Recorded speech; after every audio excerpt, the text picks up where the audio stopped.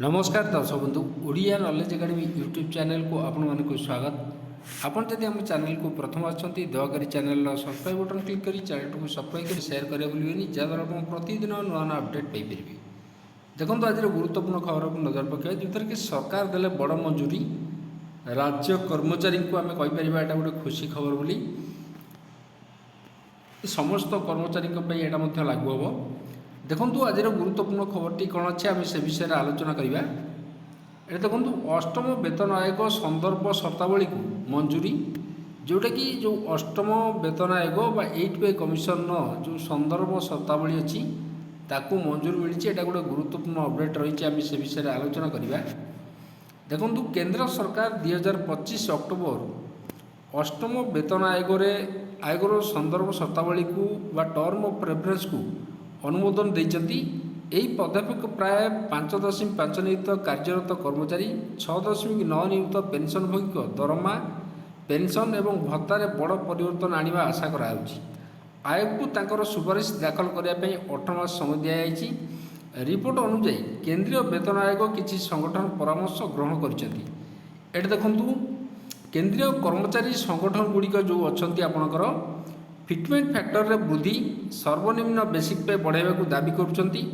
जदि सरकार वर्तमान फिटमेंट फैक्टर को 2.57 रु 3 को वृद्धि करती तेबे कर्मचारी दैनिक दरमार आपणकर ये देखिपारे कर्मचारी दैनिक दरमार बड़ परिवर्तन आसो एवं यही स्थिति में प्रारंभिक मूल दरमा जो 18,000 टंकार आपणकर वृद्धि पाई सीधा सड़क 45,000 टंका जो बेसिक सैलरी सेटा बढ़ी जाई पारे। सप्तम वेतन आयोग जो रही आपणकर ये देखो अधीन आपणकर 2.57 एक फिटमेंट फैक्टर लागू कराइला जहाँ 2016 कार्यकारी हो आसूची।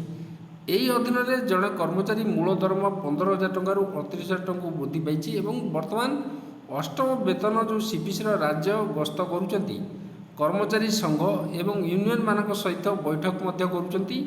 सेमानकर दाबी एवं प्रस्ताव गुड़िकर नोट और स्मारकपत्र प्रस्तुत करुच्ची। यूनियन गुड़िक उच्च दरमा वृद्धि एवं अवसरकालीन उपरे परिवर्तन दाबी कर जोटा रिटायरमेंट बेनिफिट रही पेंशन रही गुरुत्वपूर्ण दाबी रोचे। ये देखो अष्टम वेतन आयोग को चलित वर्ष जनवरी 1 लागू होता धराई किंतु आयोगर कार्य शेष होबार आहरी समय लगे। आयोग निजर प्रस्ताव पत्र दाखल करिवार शेष तारीख 15 जून पर्यंत वृद्धि करछंती। वर्तमान आयोगर एक टीम विभिन्न देशर जो विभिन्न प्रांत अच्छी राज्य सब गस्त करुँच एवं कर्मचारी संगठन जो उड़ी कर्मचारी संगठन गुड़िकर सह आलोचना करुँच। चूड़ांत दरमा वृद्धि मुख्यतः कमिशन द्वारा सुपारिश कराइथिबा एवं सरकार द्वारा अनुमोदित फिटमेंट फैक्टर उपरे निर्भर करिवो। उदाहरण स्वरूप 100 टंका दरमा पाउथवा जन कर्मचारी जहाँ वर्तमान 160 टंका पाउचंती जोड़ा कि 60% महंगा भत्ता जोड़ा पर से दरमा संशोधित फिटमेंट फैक्टर सहित 2 गुण बा 200 टंका हो। क्षेत्र में वर्तमान जो 160 टंका तुलन में प्रभावशाली वृद्धि पाए 25% हम। जदि आयोग तांकर चूड़ांत रिपोर्ट देबारे विलम्ब करती तेबे कर्मचारी माने निराश होवार आवश्यकता नहीं। सुपारिश ग्रहण होगा पर सरकार कर्मचारी मानकु मध्यवर्तीकालीन समय संपूर्ण बकेया प्रदान करती।